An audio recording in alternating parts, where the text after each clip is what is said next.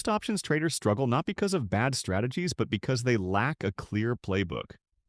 A professional trading process starts with volatility, not direction. Understanding whether volatility is high or low, expanding or contracting, determines which strategies make sense. Once volatility is understood, strategy must match market conditions. Premium selling works best in high volatility, range-bound markets. Debit strategies work best in low volatility, directional environments. Transitional markets favor flexible structures like calendars and diagonals. Risk must be defined before entry.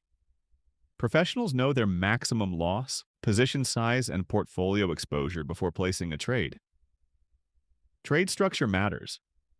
Flexible positions that can be adjusted, rolled, or converted allow traders to adapt as markets change. Execution is a critical edge.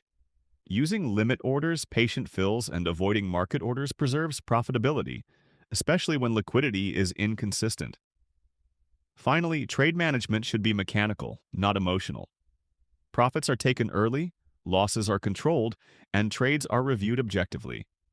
This is the market playbook every options trader needs, from volatility to execution. Thanks for joining us at optionstrading.org.